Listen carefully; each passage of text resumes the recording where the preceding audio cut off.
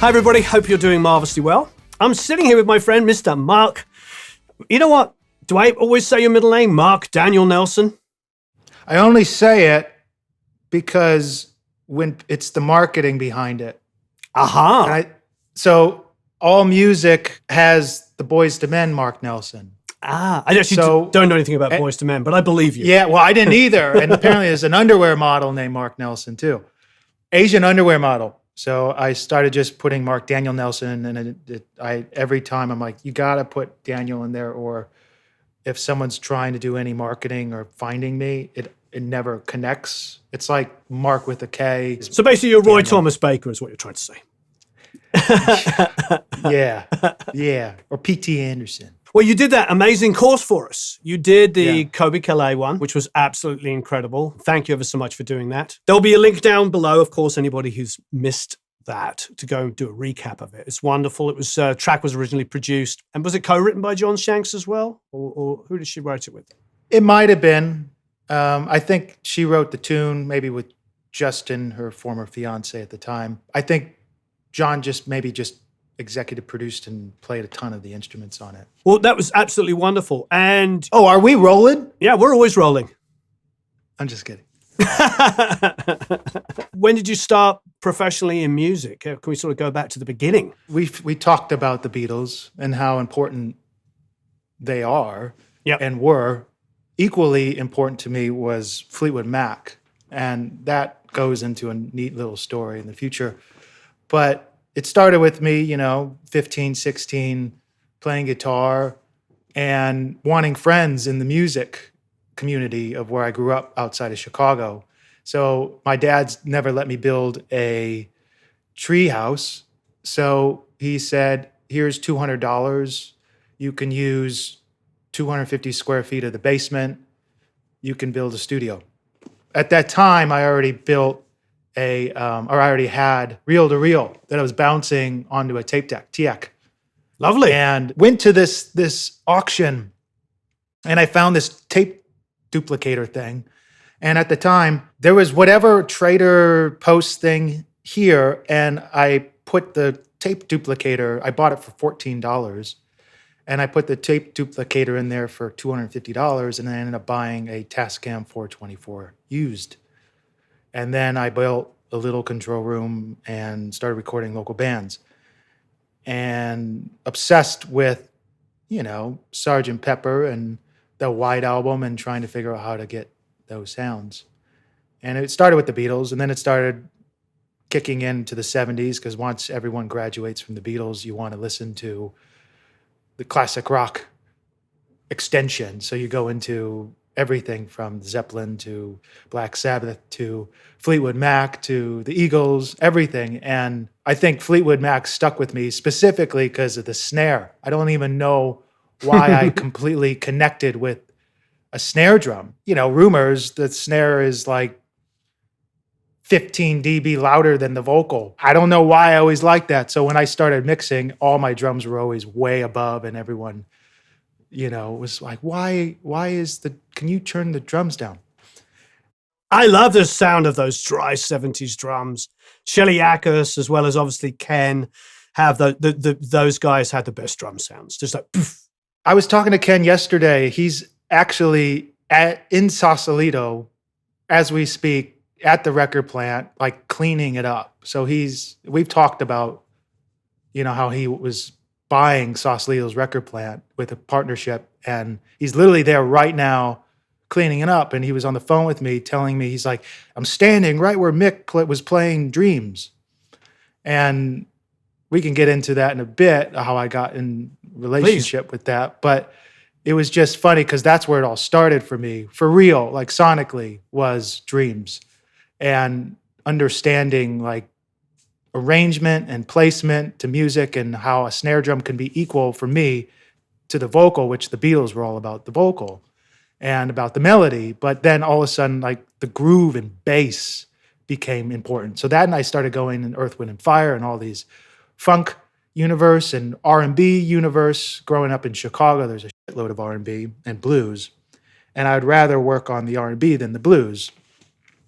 So I went to school for recording, and then got my first internship at Chicago Recording Company, which was basically the epicenter of music studios in the Midwest. This is pre-Blackbird and pre-Nashville being anything but centralized Christian and country.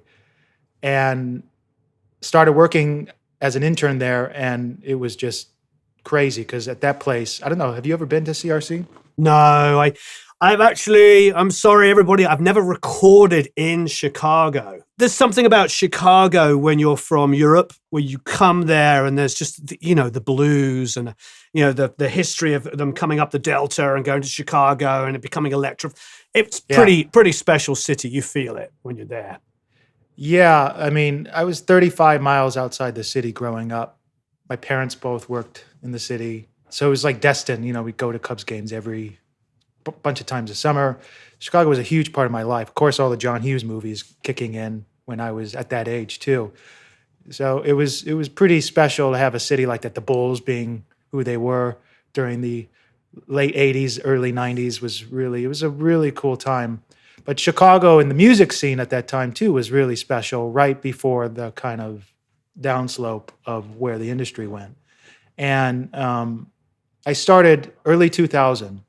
So it was right after kind of the gold rush of these really cool rock bands like Filter and Smashing Pumpkins and Nine Inch Nails to an extent. And right before the rock bands like Fall Out Boy and Disturbed and that element of rock, which Chicago was really known for too. But it also had like the R&B universe, which R. Kelly and all these just really lush albums were done at Chicago Recording Company, Tony Braxton, miles of longs of huge records done at this studio. And that's where I wanted to work because it was the best. And I was like, makes sense. How do I get to intern here? So I remember starting an internship, and I'm still really close to the people that I was mentoring under. There was a guy, Gus, who I talk to now. It was just the magic of the Kings of knowing how to track like a 70-piece orchestra, because they were also doing daytime commercial work. So full, 50-piece orchestra, 30-piece orchestra, full brass, full rhythm section live for like a Disney commercial for Leo Burnett. And that's in the mornings. In the mid-afternoons, they're starting to rock records. Wilco could come in and do stuff. And then by nighttime, it's hip-hop. So it was just a weird, and on top of that, there was like 9 post studios that were always winning, Super Bowl awards. So they're always doing these really big commercials. So there was all this like stuff happening at this studio. And the first week I started, the Smashing Pumpkins did their last song before they officially broke up. And my friend Manny Sanchez got to assist on that session, and it was really cool. It was something, I got to put the water bottles out. I remember there's a video still of that last session, and there's like these little water bottles on the top of the drum thing. And I just remember looking back going, I did that. That was like my first cool, I did that kind of an instance. But after that, it kind of chilled out because what was happening, everyone started talking about the industry starting to slow down. And this is pre-LA for me. So this is 2001. Chicago started, getting a little slower. Pro Tools started kicking in. The only reason why I was able to get like decent assistant gig work was because I knew Pro Tools more than the guys that never knew it, the older great engineers. So I was getting assistant work off that.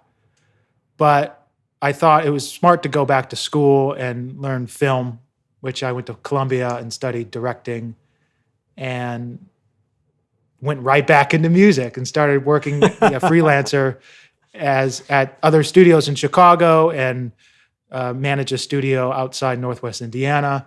And then I produced an album that I took to Doug Sachs at the mastering lab because I wanted to make sure it was ready to go for mastering.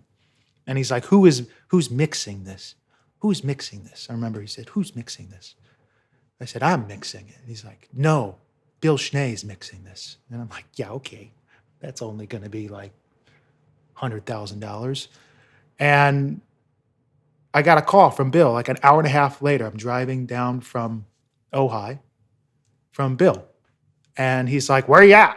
I'm like, I'm on the 101. He's like, come to my studio. So I stopped by and we talked for like an hour and a half. And then he's like, I want to mix the record. It sounds great. So he ended up, that doesn't sound anything like Bill. I don't know what it is. We've been texting Bill and I want to interview him very soon. I'm all excited like a giddy schoolgirl when you talk about working with him. Yeah, sure you were good, too. because I've been telling him he needs to go on your show for a few months. And I'm sure Mark Rubel pushed it too. It's entirely my fault. I keep dropping the ball, so sorry, Bill, if you watched this before we spoke. No, now you know what's going to happen. We're going to finish this and I'm going to go and call him. He will give you the best story ever. I think he did a 5-hour story with Andrew Sheps a couple weeks ago.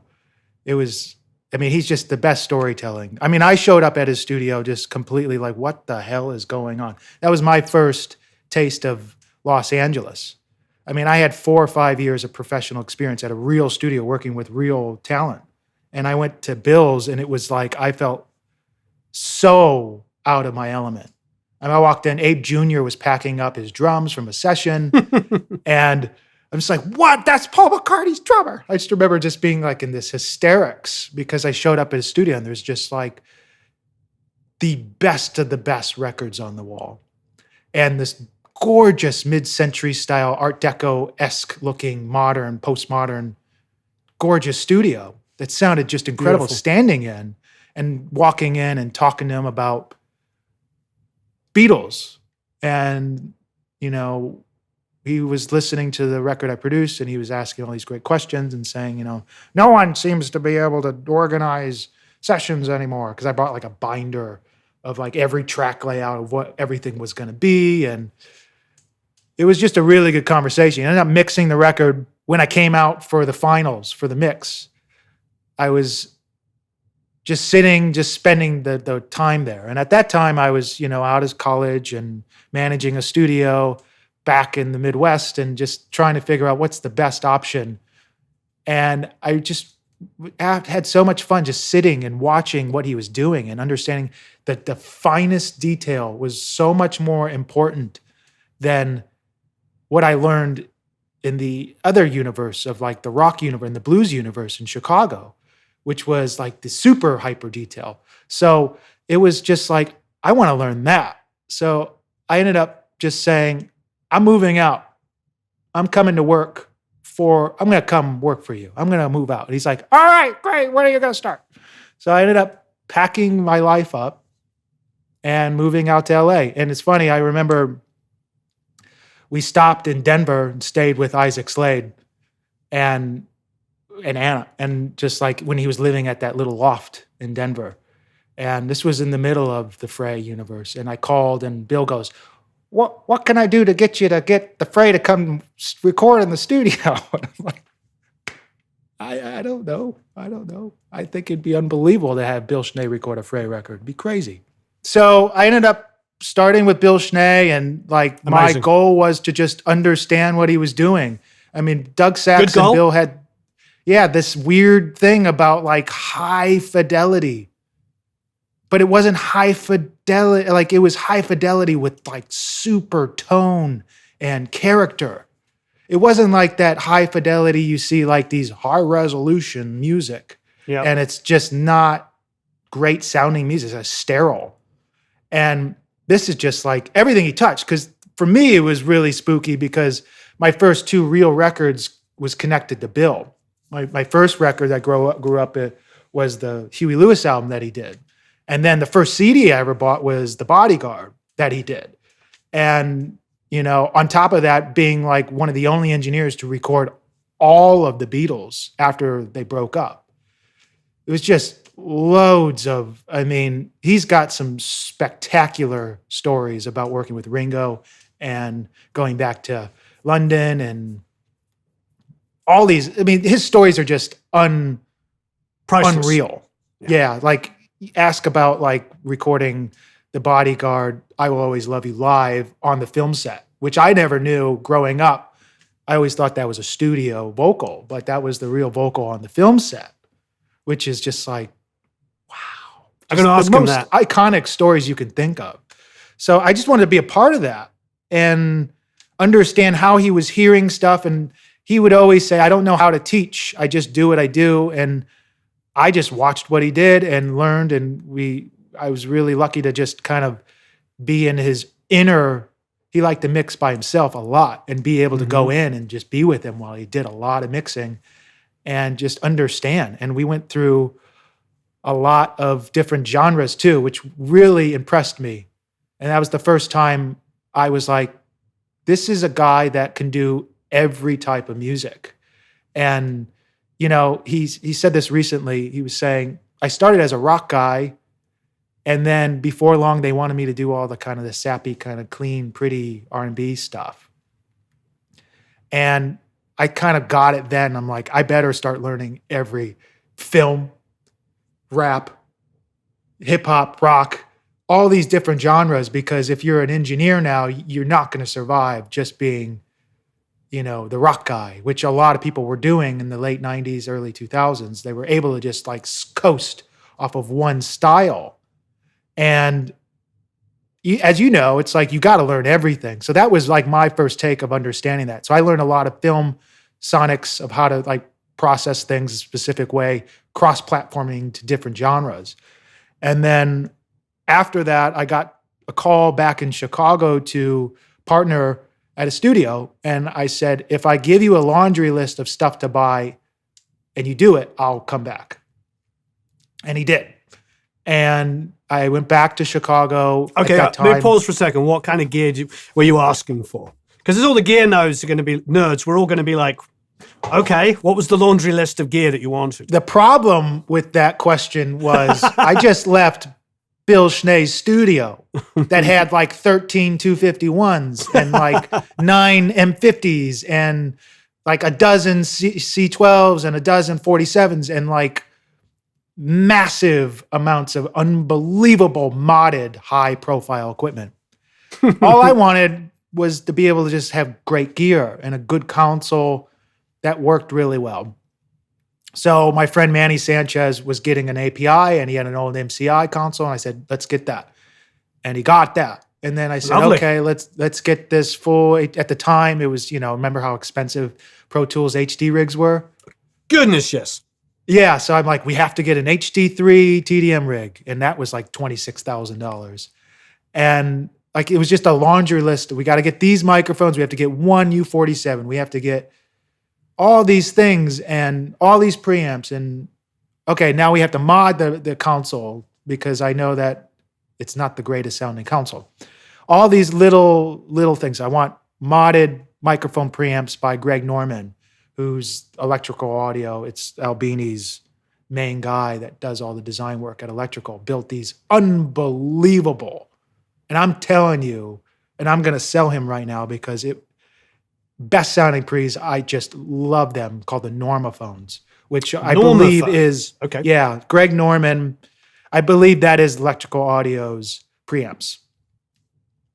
But they were custom into the MCI console. So I had a bunch of those, 8 of those custom in the console too, because the MCIs were able to retrofit. You could line in Hardy preamps and Avalon EQs. Sears Sound has one, the same MCI, and it has 24 or 28 Avalon EQs locked in modular.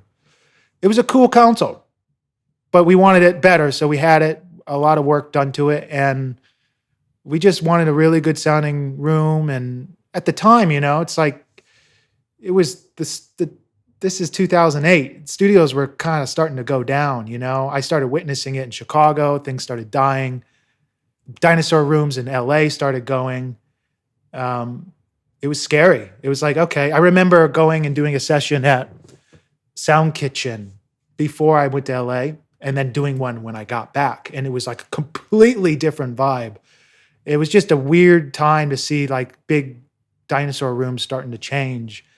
And so that was my market, was to just kind of pick up all the groups and acts that couldn't afford the large A-list rooms. And we did that for 8 years. And then, of course, like everything, the studio universe gets outweighed by real estate, because everyone has a piece of real estate that is worth better than the business. So somebody bought out the building and I moved back to LA. And that was 2013, early 2014. And at that time, it was like, the industry was just very scary at that moment because there was like a resurgence. Did you notice that in like 2015, 2016? It felt like there was some wind again. Yeah, it's interesting because, I came of age very, very slowly.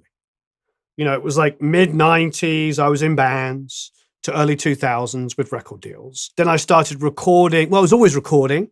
And then I sort of hit a peak about 3 years before I started working with Dave Sardi. We did a few records, and then that morphed into working with The Fray, Augustana, James Blunt, blah, blah, blah, blah, all that kind of stuff. So for me, it was like I was still growing. Like at 2015, 16, I was still, getting lots and lots of projects. I just started doing this online stuff at the back end early on, even when my career was still blossoming, because I was, first of all, I wanted to give back. And then secondly, after giving back for a couple of years, I started to realize as everything slowed down, that this was a whole different direction, Yeah. It's a weird thing. I mean, we talked about it. It's like this YouTuber world is like, it's a completely different section of this industry now. And Sure. Which is why, we can talk about it a little bit, why content is so important and giving it back is really rewarding, be honest. It's really cool. Sure. But in 2015, it was like, what are you going to do? Okay. So I started working for Ken Caillat as his personal engineer because he wasn't engineering anymore. He was just producing. And we worked out of the village. And at the time, he just started partnering with Alcon, which is a film company. And his partner, Michael Hodges, and him started doing, custom music for a bunch of movies. And that transitioned into movies for me. And it wasn't score, it was just placement in movies, and which got me into score. But at that time, it was really kind of a bizarre place because we were working in an area where we worked as a partnership with the film company. So if we liked a song, we'll just put it at the top list of the cue sheet above the supervision. It wouldn't be above the supervision, but it'd basically be in.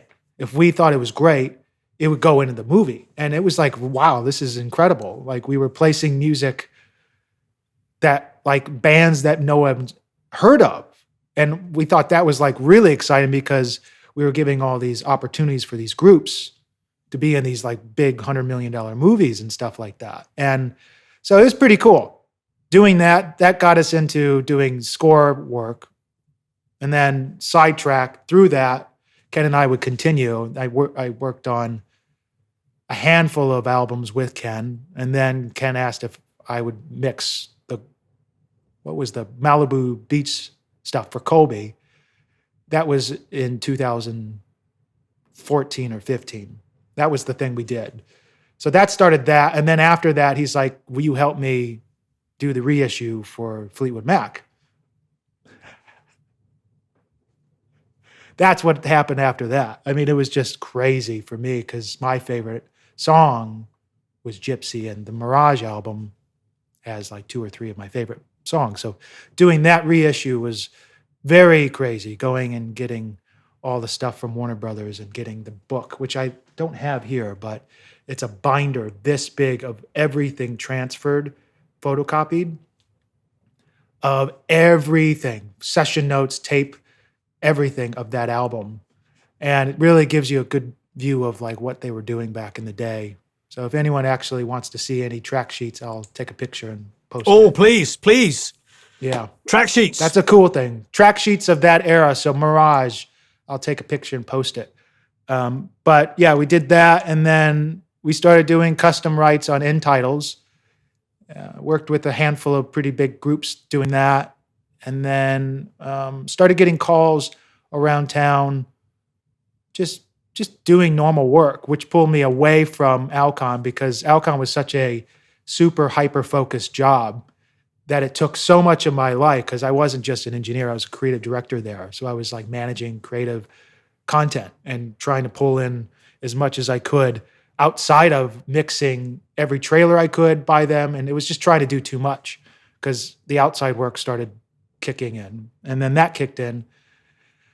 And then I got a random call from a really good friend at Warner Chappell in Salt Lake City and said, you know, they're having a hard time with back catalog here. And I'm like, okay.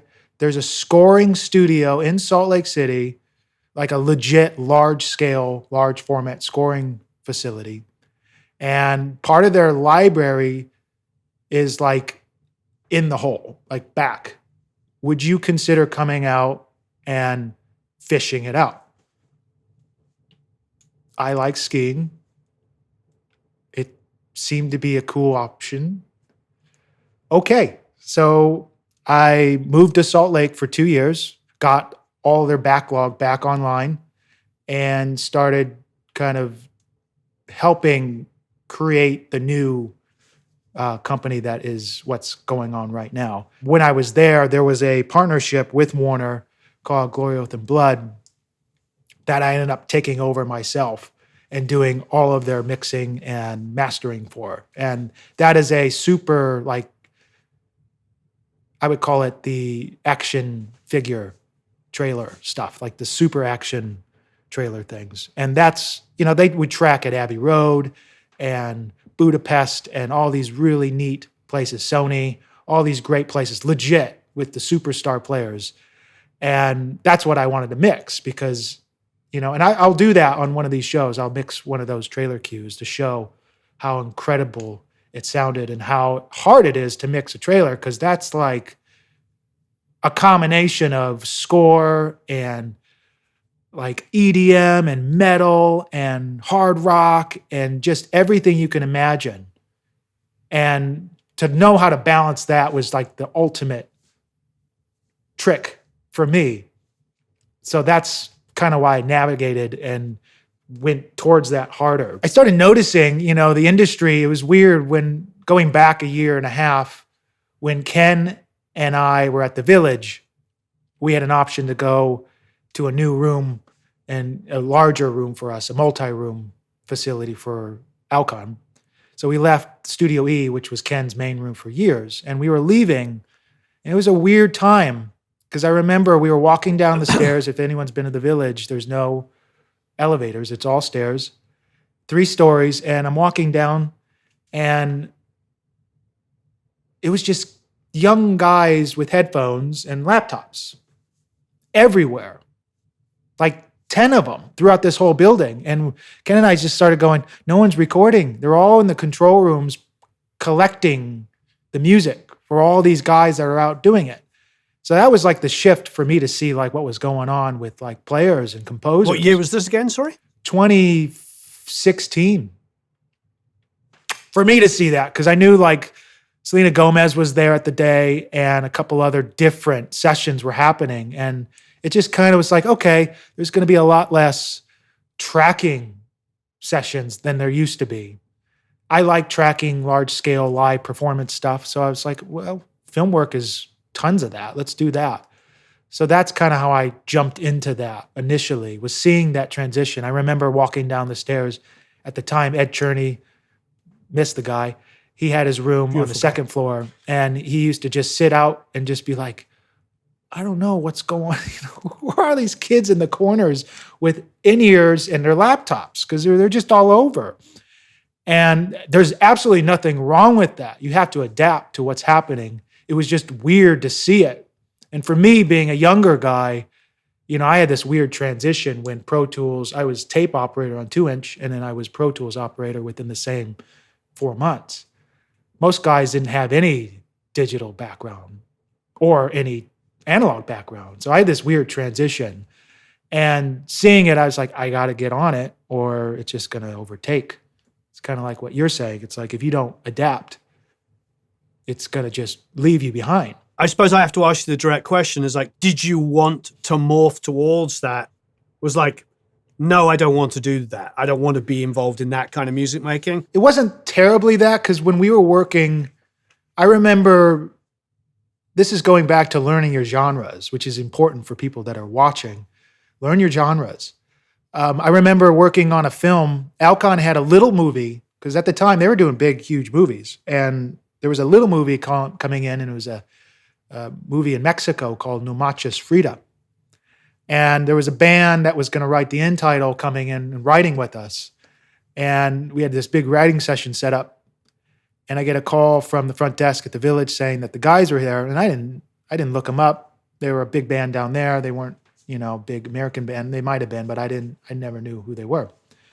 And turns out, like, that afternoon, I ended up looking up, they had like 650 million views on YouTube. And I'm like, oh my goodness, this is big. So it's like, we started this track.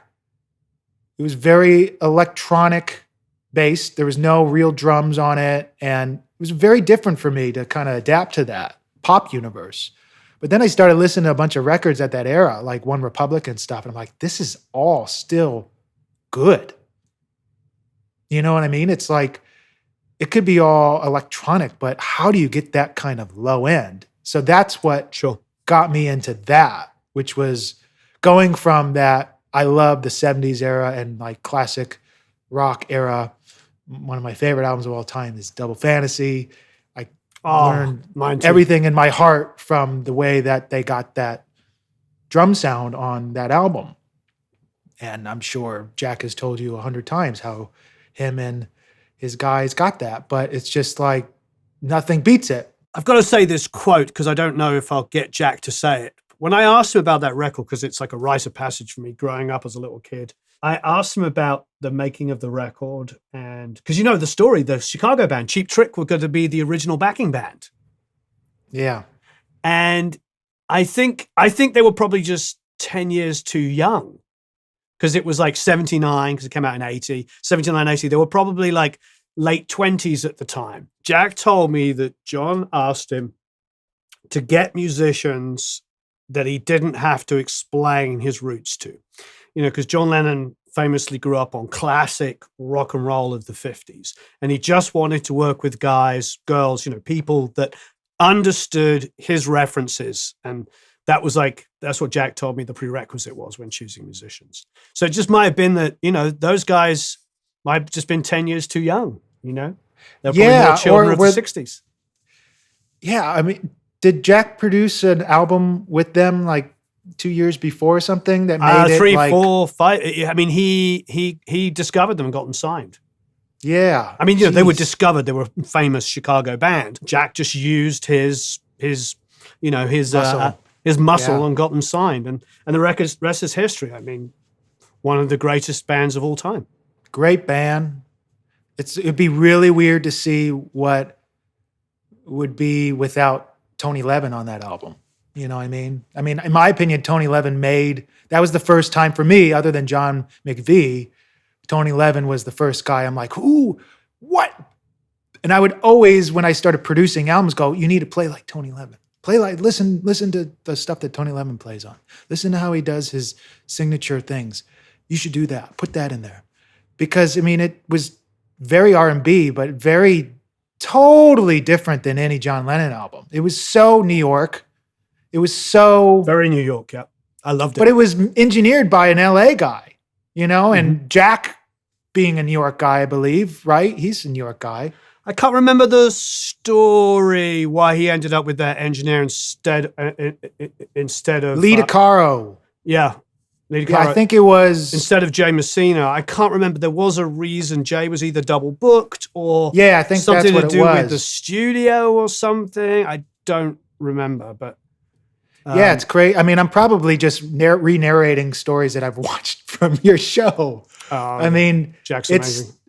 Incredible stories, but that was a huge, huge album for me, just sonically, because I do believe that was one of the first dance albums too, like Walking on Thin Ice, disco dance, that I just liked the sound of the drums and bass.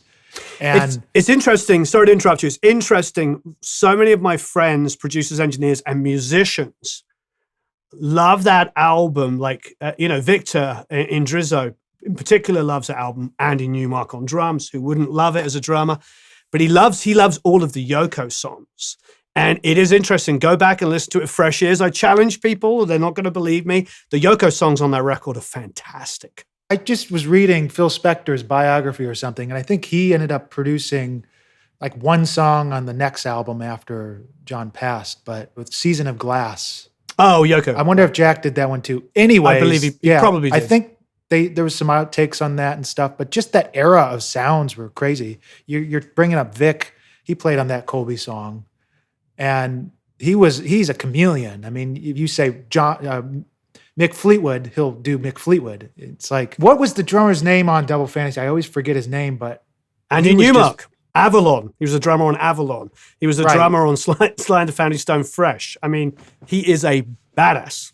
Unbelievable. And like, you see the picture of the drum set from the tracking session at either was Hit Factory or Record Plant, but it was tiny.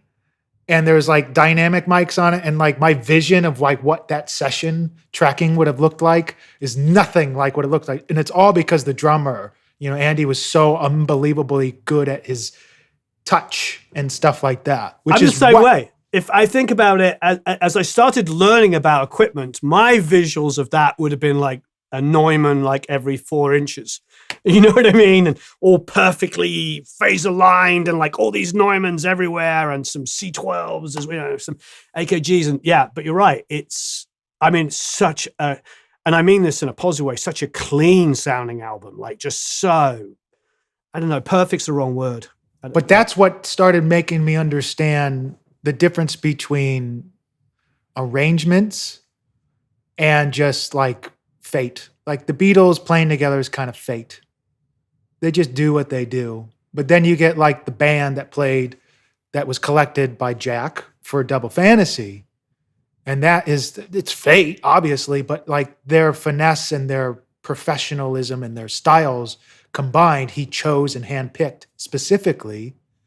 And just like Andy's just delicacy of how he played in the pocket that Tony Levin played in, that was the first kind of real album of like production value of almost session player-y kind of sound that made me really think that's expensive versus that's just a rock band jamming. Now, some people would think that's plastic, but I thought that was super hard to attain, which is why I flocked towards Bill Schnee, because the higher the quality, the harder it is to get it to sound like that.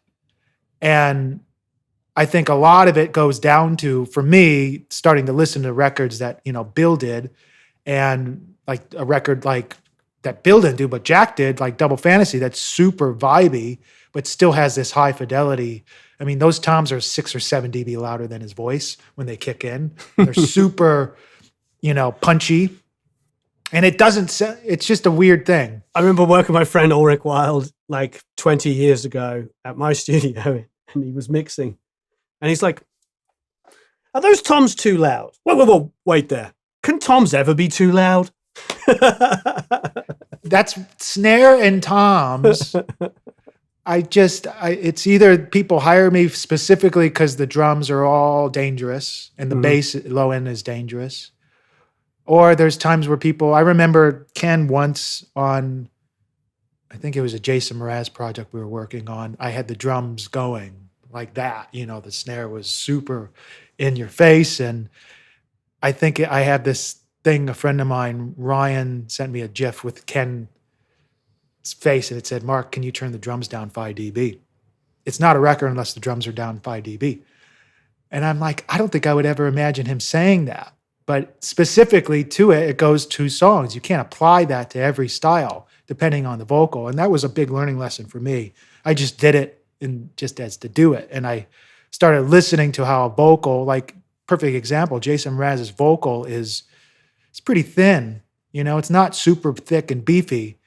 And you got to be careful with the drums unless you want it to be like that. Because you think about Stevie Nicks and her voice is pretty thin and the drums are pretty huge. And there's a pocket thing, which really, we could really go and digest into about the emotional connection you get with music.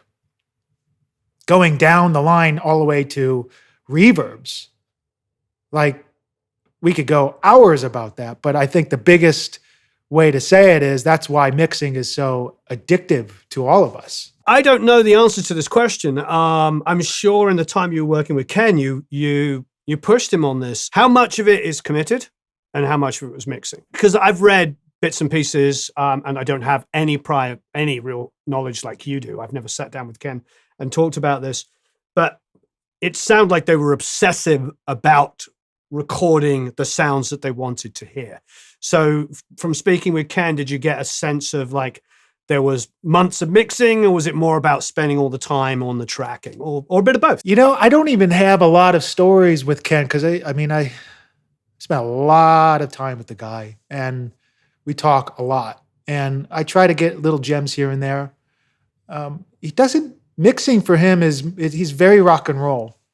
It's kind of like what came out. I think they spent so much time because they were afforded to be able to track things and spend weeks, kind of like what you guys would do on the Frey record with Ben, a week on the snare drum. And I remember not quite a week, but yeah. Yeah.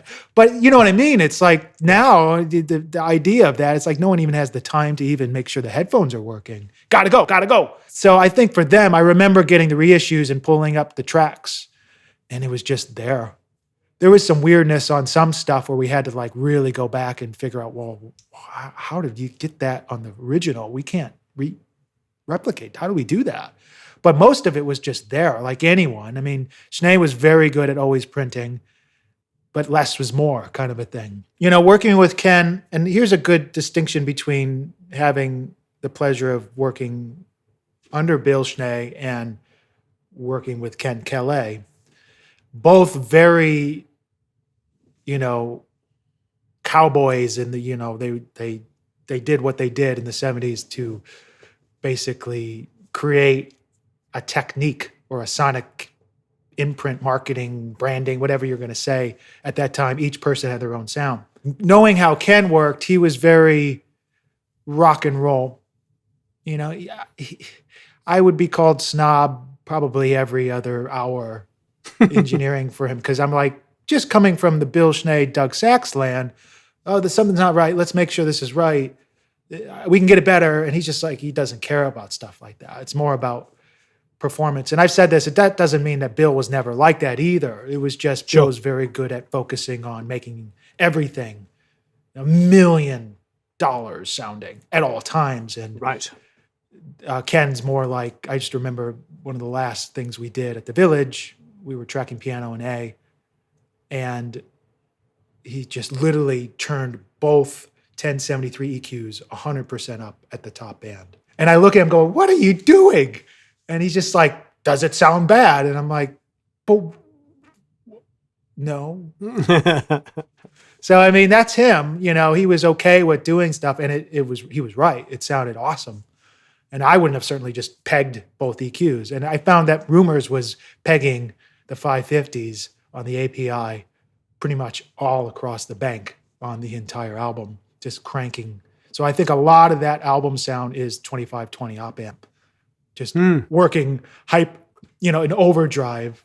That sound is a lot. Is that API? Yeah, sound.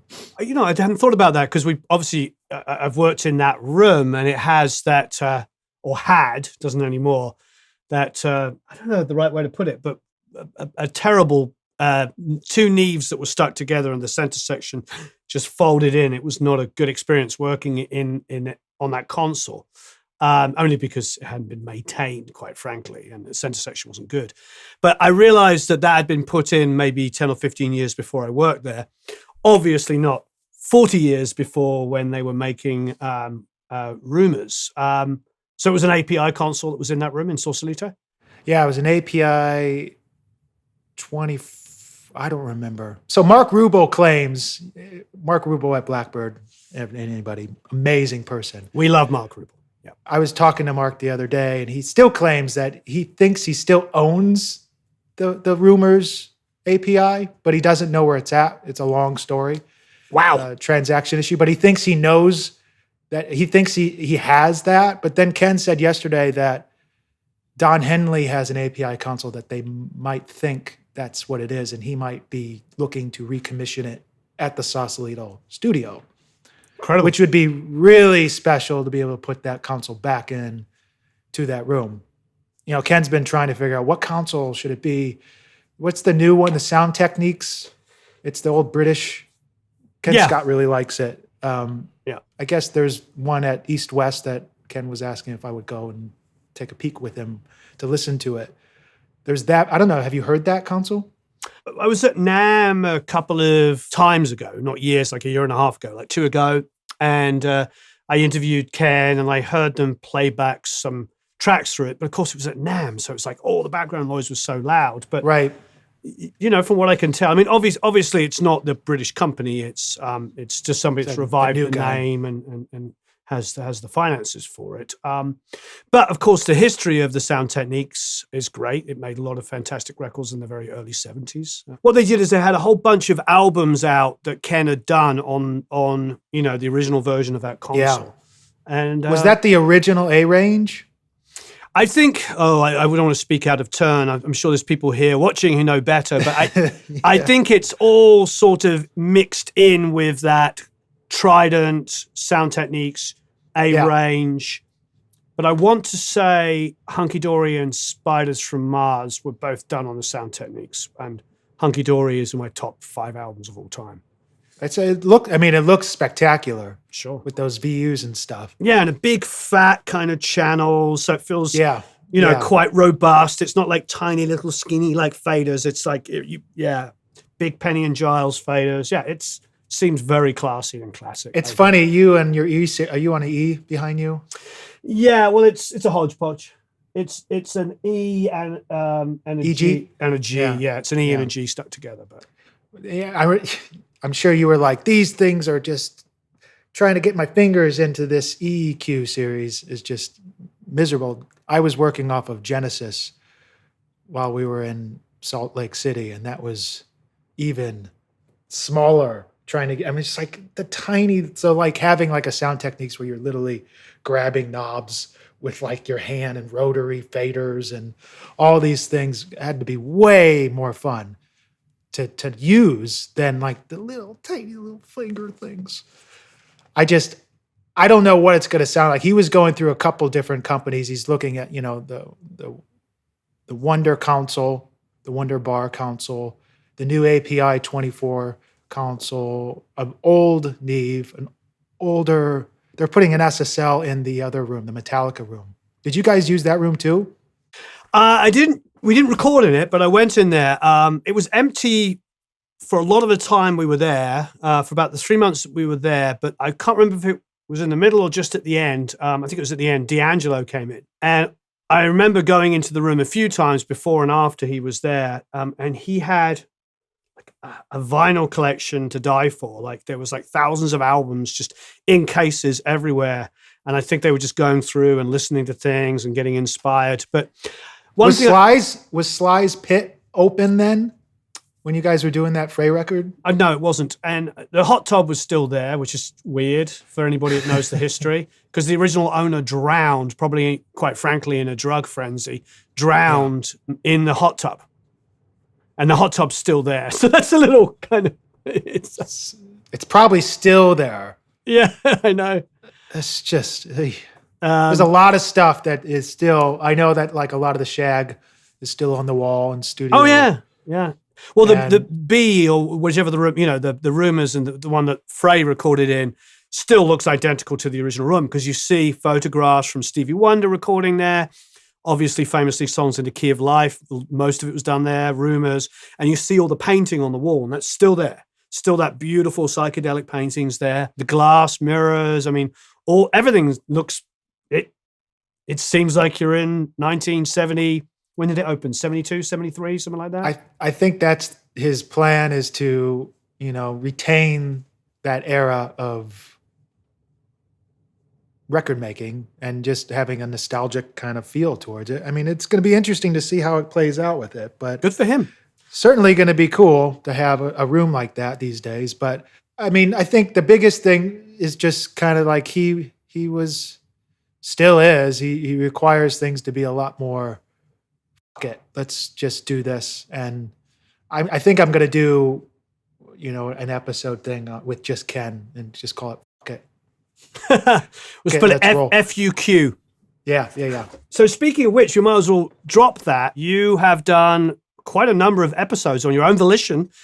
I didn't have to do any effort to it. You did it all on your own. It's absolutely amazing. That will be coming up on the channel. We're going to do every 2 weeks, we're going to release an episode with Marc, and I'm really, really excited. I've watched the ones that you've done so far, and they're absolutely superb. And they're going to be moving between like interview stuff, overview things, a full mix breakdown, start to finish, done in real time.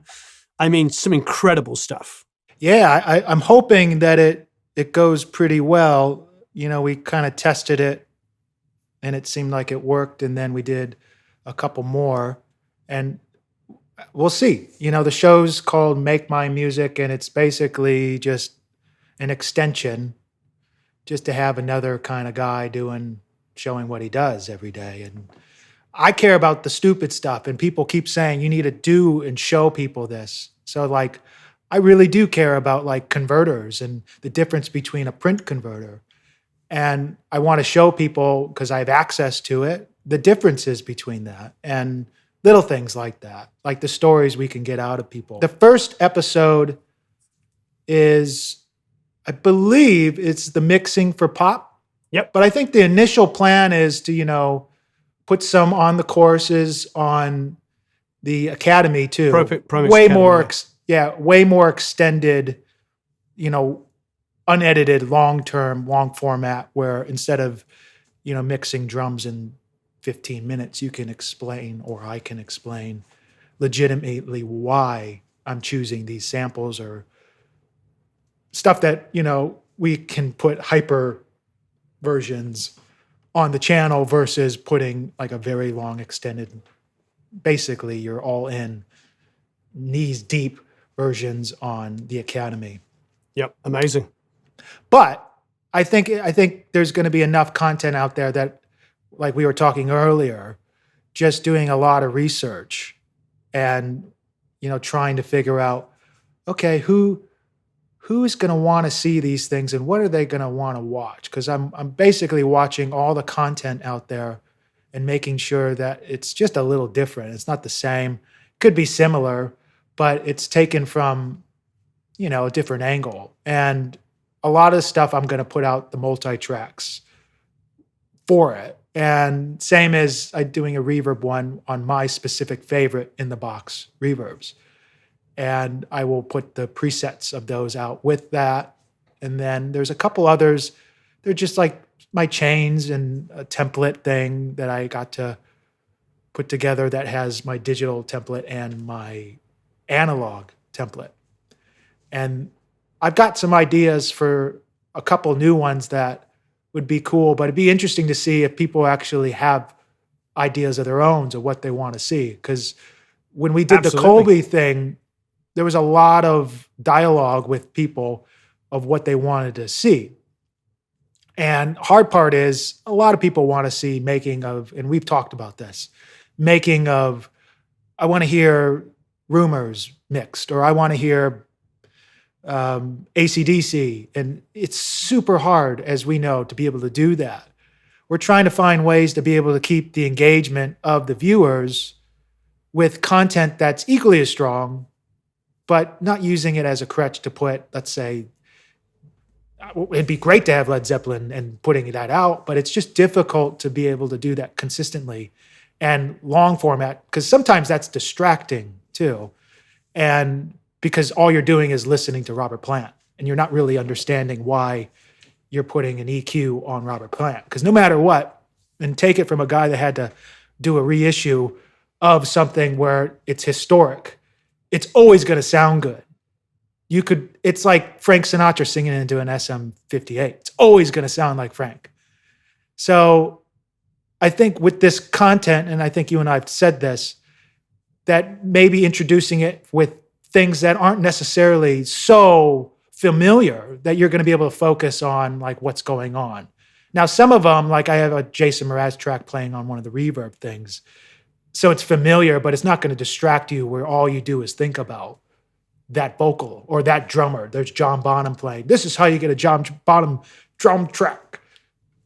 it's John Bonham playing. That's why it sounds like John Bonham. And you can put any kind of plugin on John Bonham and it will sound absolutely spectacular. And I mean, right? I mean, it's like you could do that with John Lennon. You could do that with Paul McCartney. I think by using it, a lot of people want to hear stuff where it's not perfect, but at that time, then it's not nearly as engaging either. So if you guys got ideas or what you want to see, or things that you're not getting from other channels in the world, comments and questions below.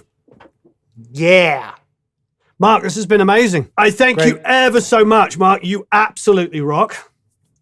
Please, everybody, check out the series. The first episode will be this Thursday, and then every 2 weeks after that, there'll be another episode. We'll also be releasing some courses on ProMix Academy. But there's a combination of a ton of free stuff and some stuff that you can purchase. And generally, just leave a bunch of comments and questions below for Marc, and I'll throw him under the bus willingly, I might add, and he will answer them, I'm sure. Yeah.